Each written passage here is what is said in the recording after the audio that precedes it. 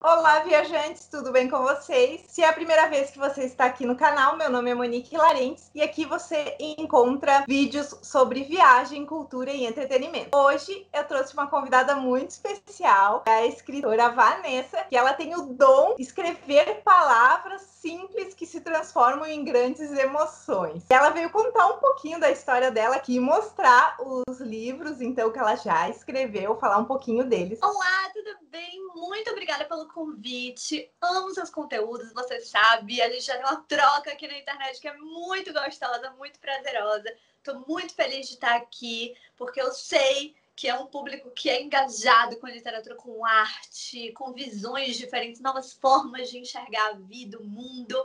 Então é maravilhoso estar aqui para a gente ter essa troca ainda maior, essa conexão tão gostosa. Estou muito feliz. E me apresentando, meu nome é Vanessa Brunti, eu sou autora, né? Como eu fui muito bem introduzida aqui, autora de contos, crônicas e também misturo aí vários formatos de escrita, porque o que eu mais amo fazer na minha arte é ressignificar palavras, ressignificar termos, ressignificar sentimentos e formas de enxergar. Novas formas da gente enxergar as curas, o amor próprio, questões sociais, enfim. Então, o que eu faço muito é pegar uma palavra, por exemplo, colocar um parêntese, um hífen, quebrar no meio e mostrar novas formas da gente entender essa palavra e sentimentos que a gente pode pegar com aquilo, lições diferentes para a gente captar novas maneiras ali da gente estar entendendo certos acontecimentos e, principalmente, eu tento reformular as dores da vida, né? Mostrar outras maneiras que a gente pode utilizar ali para enxergar todas as questões. Eu comecei a lançar livros com 16 anos. Hoje tenho várias obras solo, mas também tenho obras com outros autores, projetos a mais aí, que são super bacanas, que eu tenho muito orgulho deles. E em breve pretendo lançar um romance também a mais, além dos contos, crônicas. Temos muitas coisas engavetadas por aqui. Mas também quando eu escrevo contos, tramas, né, em geral, distopias, que é o que eu mais amo, eu trago essas novas visões, essas metáforas. Eu gosto muito de pegar personagens e acontecimentos para falar do agora, para falar do hoje, para fazer essas críticas e trazer essas novas maneiras da gente visualizar relações e o que é saudável, o que não é, e enfim, mesclar todos esses sentimentos. E como nasceu essa paixão pela escrita? Alguém despertou ou desde pequenininha já estava ali escrevendo, lendo? O que acontece é que a escrita sempre foi a minha maneira de enxergar o mundo ao redor e entender esse mundo ao redor e o mundo interior, né? Então, muitas vezes a gente passa por uma situação que tem 5 anos que já aconteceu, mas a gente acaba enxergando uma nova lição para aquilo hoje, acaba digerindo melhor hoje. Então, todo esse processo de digestão dos acontecimentos da vida, de realmente entender as lições que eu posso tirar daquilo, que a gente pode entender, essas formas de me conectar, da gente se conectar, sempre vieram para mim através da escrita. Todo mundo pode, através de artes, entender mais de si, captar mais de si do mundo, né? Seja aí atuação, dança, filmes, séries, tudo, na verdade, tem um pouco de escrita por trás, né? Tem o raciocínio das palavras por trás. E é isso que sempre me encantou. Então, eu era aquela criança que gostava de brincar de peças de teatro, de escrever coisas, escrever no diário. Quando eu fui brincar de esconde-esconde, o que aconteceu comigo? Fui lá brincar de esconde-esconde, na hora de bater o salvião, bati a cabeça na pilastra, bati a cabeça no chão e foi aí que eu desmaiei pela primeira vez. Então, assim, esses são os acontecimentos da minha infância. Eu era aquela criança que ficava, gente, tá bom, a gente já brincou de polícia e ladrão, mas agora a gente pode brincar de dividir grupos e fazer peças de teatro? Então, eu era essa criança. A escrita sempre foi a minha maneira de realmente captar de um tudo, digerir de um tudo. Quando eu tinha 13 anos, eu entrei no fake do Orkut. Você pegou essa fase? Você participou? Porque isso é histórico. Isso tem que ser estudado, gente. Olha o que o brasileiro inventou, galera. Fake do Orkut foi o melhor acontecimento de todas as gerações. A gente escrevia as ações que a gente sentia. A gente escrevia as emoções que a gente vivia. O que a gente fazia? A gente criava um personagem. Todo mundo sabia que era um personagem. Então era tipo um The Sims. Porque a gente ficava ali descrevendo as emoções. Aí a gente fazia, por exemplo, passo a mão pelos meus cabelos embaraçados. Aí a gente começava ali, aí tinha romance, aí tinha treta, Big Brother, briga, e você ia vendo o que a outra pessoa tava fazendo. Aí você entrava nas comunidades, assim, balada. Aí você entrava na comunidade de balada, você estava na balada. Aí pega o copo, vira até finalizar a bebida. Aí você ia falando, era um negócio surreal. Você vivia dentro de um livro, digitando o livro, era isso. Aí, resultado, eu amava, né? Pra mim, aquele universo, ficar digitando lá, ó, sentindo as emoções. Gente, eu tive família, tive amizades. E na época, os alertas de que você poderia estar falando com um psicopata, né? Caso você estivesse na internet. Estavam começando esses alertas, eles ainda não eram muito disseminados, não. Não existia tanto, né? A gente era mais inocente, sei lá, não sei. Eu sempre tive um contato muito próximo com meus pais. Então eu falava pra eles, gente, eu tô num negócio que é fake, o negócio não é fake, mas não é que é falso, não é que eu fico lá assim, todo mundo sabe que é um personagem, é um jogo. E aí meus pais já ficavam, não passe o endereço pra ninguém. Mas ainda não tinha todo esse alerta. Então eu tomava certos cuidados, mas era adolescente de 13 anos, gente. Ali início da adolescência, na louca, querendo fortes emoções. E aí, já escritora, apesar de não me entender ainda como escritora na época, o que aconteceu? Me apaixonei por uma criatura virtualmente. E aí, resultado. Falei pros meus pais quando eu fiz 15 anos, ou seja, já tinha uns anos lá, já tinha uns anos no fake, né? E aí eu falei, seguinte, 15 anos eu não quero festa, eu não quero nada. O que eu quero é passar meses no Rio de Janeiro vivendo o grande amor que eu tenho para viver. É o amor da minha vida. Vai ser uma coisa, uma história, vai ser, meu Deus, eu preciso ir porque está no destino, entendeu? Porque eu sempre fui essa romântica incurável, né? E aí, resultado, achando que ia ser aquela coisa. Fui, porque meus pais são aquelas pessoas que falam, você quer fazer a merda? Faça. Você vai ver o que você vai colher. Então, assim, eles sempre foram aquelas pessoas que me mostraram muito a importância da gente lidar com as consequências dos nossos atos, saber que tudo vai gerar frutos, sejam eles podres ou não. Então, essa questão da gente saber comer de tudo que a gente planta e colhe, né? Sempre veio deles também pra mim. E aí eles botaram a prima mais velha pra ir comigo, tiveram cuidado, né? Sem prudência, assim, uma prima que conhecia o Rio de Janeiro, tinha uma família lá e tudo mais. E aí fui com a minha prima. Cheguei lá, gente, achando que eu ia arrasar, achando que ia ser um negócio, achando que, meu Deus, aí ia ser aquela coisa que as pessoas ao redor iam ver a cena do casal se encontrando e todo mundo ia aplaudir. E aquela cena de filme, aí pronto, cheguei lá feliz da vida, meu aniversário de 15 anos. Aí cheguei, simplesmente a criatura me deu um bolo, não apareceu. Passei o dia esperando. Depois, a namorada me ligou, descobri que ele tinha namorada, eu não sabia. Obviamente não sabia, senão eu não ia estar lá. E aí, jamais faria isso. Então, fui, levei bolo, descobri a namorada, fiquei revoltada, presa no Rio de Janeiro por meses. Presa não, porque nessas horas a gente tem muita coisa pra ver ao redor, não é mesmo? Mas, assim, o sentimento nos faz sentir a prisão, né? Nessas horas, nesses momentos, pelo menos no início. E aí fui pra casa. E fui para onde? Para o subnick do MSN. Por quê? Esse era o mundo das indiretas! Era o mundo das indiretas do subnick do MSN. E aí eu cheguei no subnick do MSN, fiz o que no subnick do MSN? Comecei a botar lá indireta a música que eu tava ouvindo e não queria falar diretamente com a criatura. Então, como eu não queria falar diretamente porque o amor próprio também estava aqui, né? Que o amor próprio não é só desapego, mas nessas horas sim. Então, quer dizer, nessas horas é pegar o luto, digerir, depois ir, né? Deixando fluir o negócio pra se livrar. Mas eu peguei o subnick e criei um blogspot.com. Criei um blog. E aí no blog eu comecei a largar todo o sentimento. E era texto, e era poesia. Eu já escrevia muito em fundo de caderno. Algumas pessoas eu deixava ler, outras não. Tinha aquela coisa assim, era só um hobby, uma forma de entender o mundo. Então, beleza. Só que aí eu comecei, gente, a botar lá no blog coisa atrás de coisa, pra ele clicar e ver sem eu precisar falar nada. Colegas começaram a clicar, amigos, amigas, professores que eu tinha no MSN. E aí, do nada, eu comecei a receber mensagens. Mas você é uma escritora, a gente precisa trabalhar nisso. Mas você é uma escritora, a gente tem que divulgar isso, tem que disseminar isso. E aí eu comecei a abrir os olhos assim, né? Eu pensava em ser compositora, eu queria ser cantora, eu queria ser várias coisas que envolviam arte e letras e palavras, mas eu tinha pensado escritora eu. Aí comecei a abrir a visão, ampliar ali, né? E os professores começaram a colocar trechos de poemas, trechos de textos. em redações, abertura de prova, né? Aquelas chamadas de questões, enfim. E aí começou a cair nas provas os meus inscritos. E esse incentivo começou a acontecer. Quando esse incentivo começou a acontecer, eu fui muito incentivada pelos professores, principalmente, a participar de concursos literários.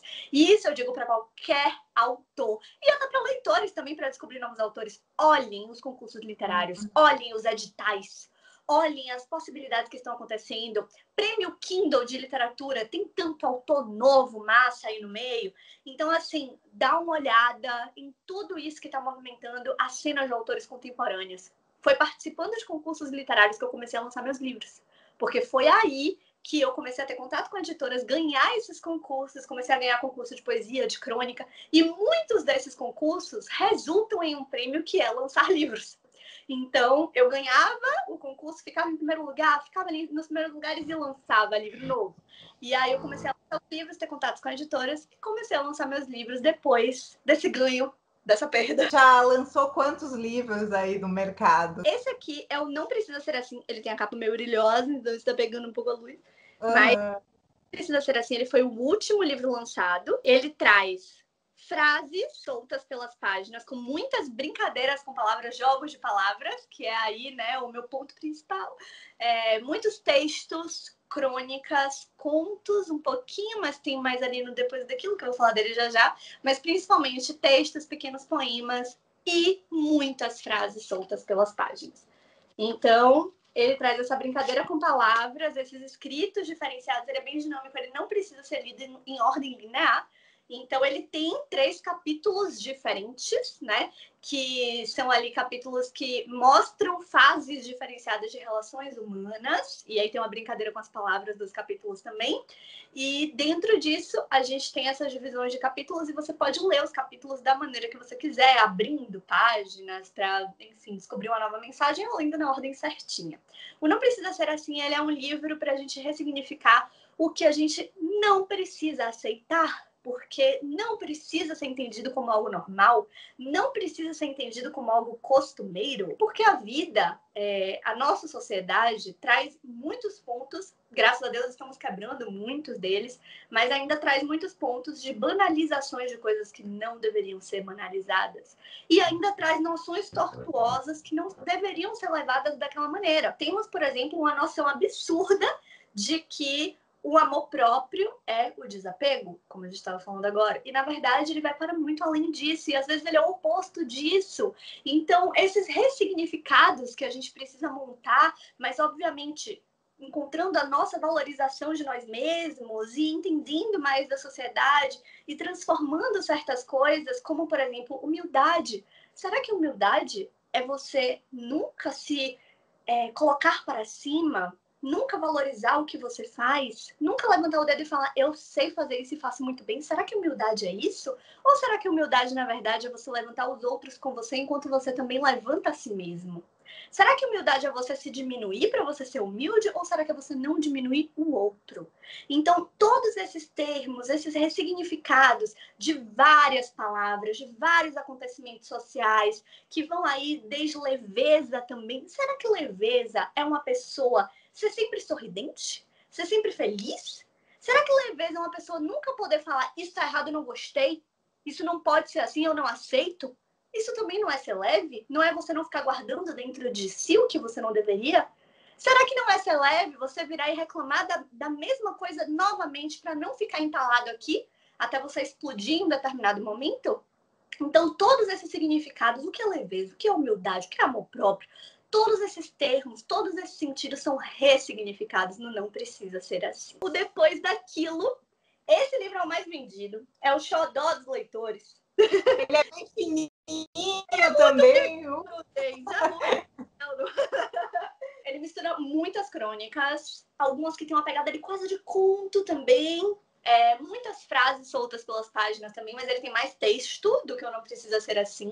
As frases são quase intercaladas ali nos textos. Ele também traz muitos ressignificados de termos, de palavras, muitos jogos com palavras, mas ele fala mais sobre legado, sobre o que queremos deixar. Depois das dores, como lidar com elas? Como seguir em frente? Como enxergar as flores das dores? Como enxergar os ganhos das perdas?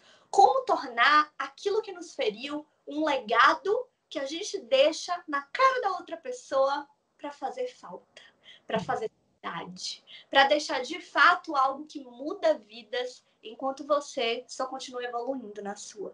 Então, depois daquilo, é muito essa noção de depois daquilo, depois daquela dor, depois daquela ferida, como eu sigo em frente agora? Princípios, encontra novas formas, encontra a noção de que nada é em vão, mas que você pode escrever diferente, só que sem clichês, de uma maneira diferenciada. Esse é o Depois daquilo, e ele tem toda essa mistura também, ele também tem frases intercaladas, fontes diferentes. O Depois daquilo tem muitas fontes diferentes. Então você tá lendo uma frase que tem uma fonte mais gordinha ali, um negrito forte nela, né? E aí você lê outra frase que tem uma fonte diferente, que cai pro lado, que tem uma coisa... Pronto, tudo isso tem significado aqui nesse livro. Então, Depois daquilo. Eu acho legal eu vou falar desse livro porque esse foi o que eu li da Vanessa, né? Que na diagramação e no estilo de escrita, e mesmo textos pesados, vamos dizer assim, carregam um sentimento maior, vem acompanhado de frases mais leves, o que torna a leitura mais fluida, assim, não fica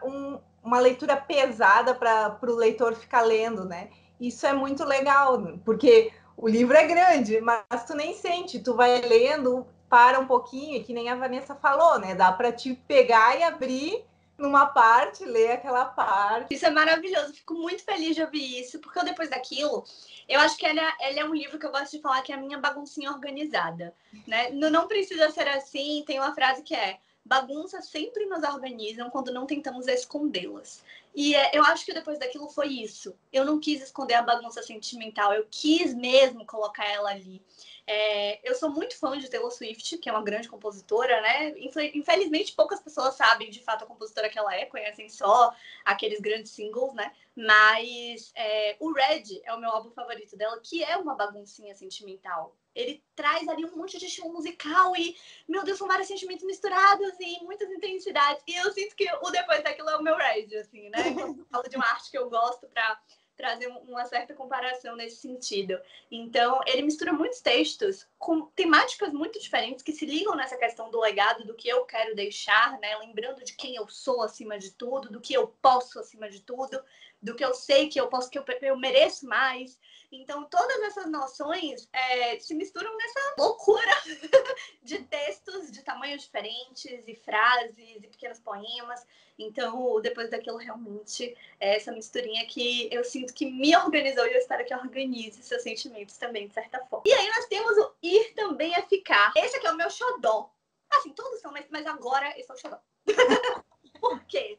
O Ir Também é Ficar, ele é um conto meu. E eu queria trazer uma coisa diferente. Eu queria fazer um livro que eu não queria lançar um conto.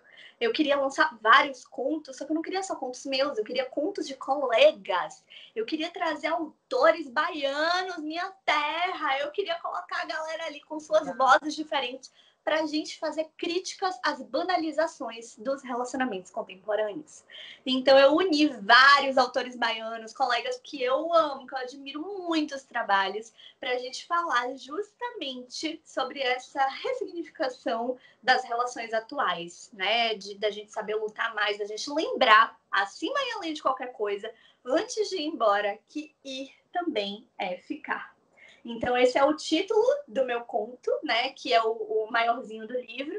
E aí tem contos mais curtinhos de vários outros autores daqui da Bahia, que trazem também essa mesma temática, só que em realidades diferentes. Algumas mais voltadas à família, outras mais voltadas ao autoconhecimento, outras mais voltadas em questões a relacionamentos a dois.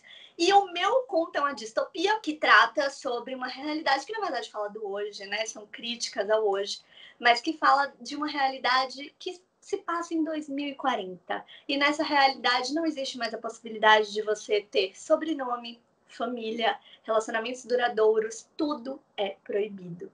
Existe um governo totalitário que toma conta de todas as regras e de ano em ano você é levado para uma nova família, uma nova casa, uma nova trupe, né? Porque família não existe mais. E tudo o que dava uma noção de destino, de fé, de crença, de romance, tudo foi dizimado. Não existem mais os filmes, não existem mais as músicas, não existem mais as séries. Você não tem como se apegar a nada. Tudo que gera possibilidade de apego foi destruído. Então, Felícia, desde que ela fez 1 aninho, ela nasceu e já foi levada para um outro grupo de pessoas. E a partir daí, de ano em ano, ela vai sendo levada para novas casas. Mas o que acontece é que, ao fazer uma certa idade, mesmo sendo nascida nessa realidade, que ela não ligava muito porque ela nasceu e ela entendeu que aquilo era normal, tinha que ser assim, já que ela vai conhecer o que é o amor, o que é a amizade de verdade, o que é família. E ela vai começar a se indagar e querer descobrir como as coisas eram. Será que realmente precisa ser dessa forma? O que está acontecendo? Então ela começa a fazer uma pesquisa profunda e ela começa a querer fazer uma revolução. Então, é o conto do ITMFK. Em breve vamos ter uma surpresa com ele, então acompanhe nas redes sociais. Muita gente me fala, precisa virar filme, precisa no mínimo virar um romance, você tem que lançar esse negócio mais amplo, porque eu quero mais. Ou então, eu quero a segunda parte, eu preciso saber como é que vai seguir. Eu já imaginei um filme aqui. Pensando em tudo isso, teremos uma surpresa em breve, então acompanhe nas redes sociais se você é leitor, se você quer saber mais, se você se interessou pela obra ou por mais do meu trabalho, @VanessaBrunt. E aí lá você pode encontrar mais informações futuras. Eu sempre estou lá me comunicando com vocês e contando sobre novos lançamentos. Nós vamos deixar aqui no box de descrição os links da Vanessa para quem quiser conhecer o trabalho dela e lá acompanhar. Vou ficar muito feliz porque é isso que me move. É essa conexão que me move, porque eu sinto que eu não estou sozinha. Eu sinto que eu não sinto sozinha. Eu sinto que as dores que eu já tive que encarar e as felicidades também, porque nós escritores e qualquer artista e qualquer arte não vem só das tristezas mais profundas. Né? A gente também aprende na felicidade, a gente aprende olhando o que a gente quer manter, o que a gente não quer ter para não ser menos do que aquilo ou para não perder aquilo. Então, nas alegrias, nas tristezas, na saúde, na doença, a gente se encontra e eu sinto com vocês que eu não estou só, que a gente pode sentir a mesma coisa, que a gente sente as mesmas coisas, que a gente se identifica com tantas coisas iguais, que a gente tem princípios tão parecidos. E tudo isso me move no dia a dia, assim, nos momentos mais complicados, eu olho e falo, caramba, olha quanta gente supera junto comigo, já passou por coisas semelhantes e quer deixar o mesmo tipo de sentimento, mensagem no mundo. Para finalizar a parte dos meus livros solo, quer dizer, o ITMFK não é solo, mas assim, como é um conto maior e tudo, eu gosto de trazer, até porque vem mais projetos a partir dele. E o Entre Chaves foi o meu primeiro livro. Foi o livro que eu lancei quando eu estava perto de fazer 18 anos. Já tinha lançado várias coletâneas, né, com outros autores, de concursos, como eu falei. Então, eu continuo lançando coletâneas com outros autores, coletâneas de poesias, de crônicas, enfim, contos. Mas esses são os que eu considero como os meus livros principais, principalmente por serem, né, solo, ou terem vindo muito de mim, como tá? E o Entre Chaves, ele é só de poesia. São poesias mesmo, assim, com a carinha bem de diário velho, essa folhinha bem grossinha. E é só poema, só poema. Ele foi o meu primeiro livro, como eu falei. E ele traz muitas críticas sociais. Ele é muito focado em falar até de política, mas de uma forma mais partidária, falar de sociedade, do que está ocorrendo de errado, de novas formas da gente abrir a mente, entre chaves, né? De tirar o cadeado ali para a gente enxergar o que está de errado, como a gente pode fazer melhor. E, obviamente, também temos aqui questões amorosas, né? Até porque foi o primeiro livro depois da decepção lá de 15 anos. Mas ele traz realmente muito esse foco social. E eu fico muito feliz de ver que, apesar dele ter uma escrita muito diferente da escrita que eu tenho hoje, com a qual eu me encontrei para minha carreira, eu respeito muito quem eu era nessa época, como eu escrevia nessa época, e eu fico muito feliz de ver que essa escrita tocou corações e continua tocando, mesmo de leitores que hoje me encontraram e me conheceram por causa do Depois Daquilo, e leem o Depois Daquilo, e pegam esse livro, que para mim é tão diferente de todos os outros, e falam, caramba, amei também. Então isso me dá uma alegria imensa. Já dá para perceber um traço que tu traz, mesmo nesse de poesia, como em todos os outros, que a princípio seriam diferentes, mas todos trazem essa parte social, né? A parte da crítica, ou de trazer algo mais nas palavras. Né? Exatamente. todos os meus livros trazem muito sobre os relacionamentos a dois, né? Os relacionamentos amorosos também, ou de amizade. E cada pessoa, às vezes, lê de uma forma diferente, né? Tem alguns textos, algumas ou frases que eu escrevi por uma questão de amizade e que alguém lê como uma questão mais romântica ou de família, ou enfim, cada um vai tendo suas interpretações. Mas eu sinto muito que todas as minhas obras, apesar de terem também esse lado, às vezes muito focado em um tipo de relação, tudo ali traz uma crítica mais para o âmbito social. E, obviamente, temos também os textos, as crônicas que são muito focadas nisso, né? Falando da sociedade mesmo ali, logo na cara. Então, eu sinto que a minha revolta social de ver os culpados sendo invertidos, por exemplo, tem até um poema no Depois daquilo que é Os Culpados, né? Que fala sobre o traído ser caçoado. Então, o traído ganha apelido e o traidor geralmente ganha os aplausos, é o aplaudido. Então, óbvio que isso hoje está em um processo de mudança, mas tem muitos dos culpados que a gente ainda inverte, infelizmente, na sociedade.